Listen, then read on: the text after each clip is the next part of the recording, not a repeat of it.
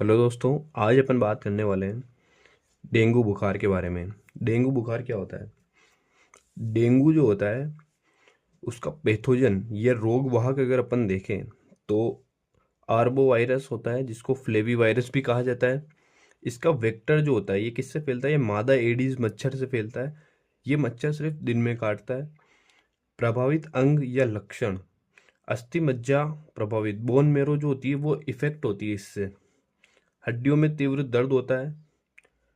Platelets की संख्या में अत्यधिक कमी आ जाती है। थ्रोम्बोसाइटोपीनिया, पीनिया मतलब कमी और थ्रोम्बोसाइट्स मतलब प्लेटलेट्स की संख्या में कमी आ जाएगी। अस्थि मज्जा क्या होता है? हड्डियों के बीच के अंदर जो स्पेस होता है वहां पर अस्थि मज्जा भरा हुआ होता है, उसको बोलते हैं बोन मेरो। और इसे हड्डी तोड़ बुखार भी कहते हैं। हड्डी तोड़ बुखार का मतलब कि हड्डियों में बहुत अधिक दर्द होता है, तो उससे ये बुखार ज़्यादा होता है, तो इसलिए इसको हड्डी तोड़ बुखार कहते हैं। इसके टाइप होते हैं दो। पहला होता है क्लासिकल डेंगू और दूसरा होता है हेमोरेजिक डेंगू। क्लासिकल डेंगू जो होता है इसमें हड्डी में तीव्र दर्द होगा और अस्थि मज्जा प्रभावित होगी। और हेमोरेजिक डेंगू जो होगा इसके अंदर प्लेटलेट्स की संख्या में गिरावट आएगी। प्लेटलेट्स की संख्या में अगर गिरावट आती है तो व्यक्ति की मृत्यु भी संभव है इसमें, इस केस में। शरीर के आंतरिक अंगों में क्या होता है? रक्त का स्राव होना प्रारंभ हो जाता है।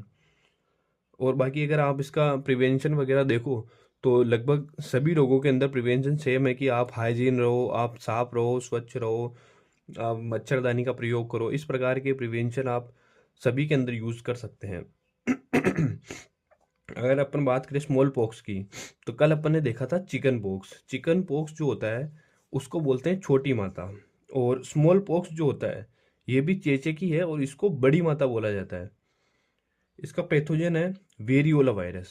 चिकन पॉक्स का अपन ने देखा था वेरिसेला जोस्टर वायरस था, और इसका था वेरियोला वायरस।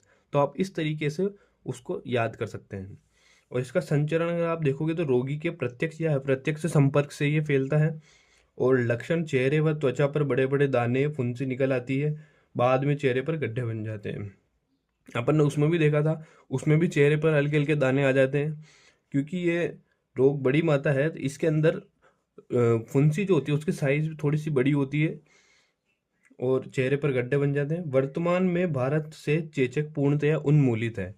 मतलब कि वर्तमान में कहा गया है कि भारत से चेचक जा चुका है, मतलब कि खत्म हो चुका है। सर्वप्रथम स्मॉल पॉक्स की वैक्सीन खोजी गई थी डॉक्टर एडवर्ड जेनर द्वारा। ये खोजी गई थी 1796 ईस्वी के अंदर। बाकी बात करेंगे अपन अगली क्लास में। अगर आपको ये सेशन अच्छा लगा हो तो लाइक करें, शेयर करें, कमेंट करें।